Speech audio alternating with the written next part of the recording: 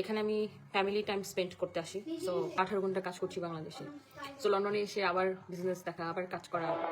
বিদেশে গেলেও কি সবসময় ব্যবসার কাজ সামলাতে হবে, নাকি বিদেশে যাওয়ার মূল উদ্দেশ্য হওয়া উচিত পরিবারকে সময় দেওয়া?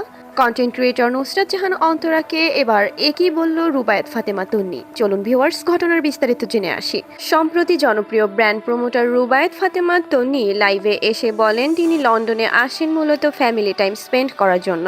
বাংলাদেশে তিনি প্রতিদিন 12 থেকে 13 ঘন্টা কাজ করেন, সবসময় কাজের মধ্যেই থাকেন। কিন্তু বিদেশে এসেও যদি ব্যবসা সামলাতে হয় তাহলে সেটি তার কাছে অনেক কষ্টের বিষয়।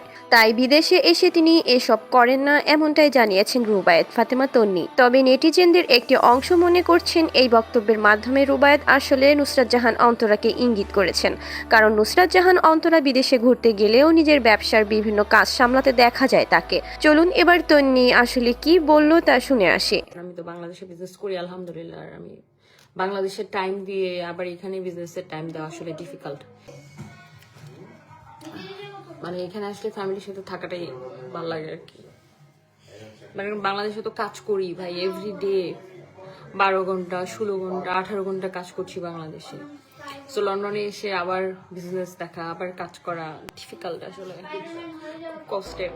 অবশ্য রুবায়েত ফাতেমা তন্নি সরাসরি নুসরাত জাহান অন্তরার নাম উল্লেখ করে কিছু বলেননি। একজন বিদেশে গিয়েও ব্যবসার কাজ সামলাচ্ছে, অন্যজন বলছেন বিদেশে গেলে তিনি কাজ থেকে দূরে থেকে পরিবারকে সময় দিতে চান। শেষ পর্যন্ত বিষয়টি ব্যক্তিগত পছন্দের। কারো কাছে ভ্রমণের সময়ও ব্যবসা সামলানো স্বাভাবিক, আবার কারো কাছে পরিবারকে সময় দেওয়াটাই বেশি গুরুত্বপূর্ণ।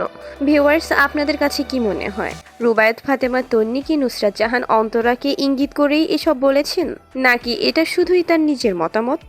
অবশ্যই আপনাদের মন্তব্য কমেন্টে জানাতে ভুলবেন না। ভিডিওটি ভালো লাগলে একটি লাইক দিন, শেয়ার করুন। সকল সেলিব্রিটি ইউটিউবারদের ভাইরাল আপডেট পেতে চ্যানেলটি সাবস্ক্রাইব করে রাখুন। ধন্যবাদ।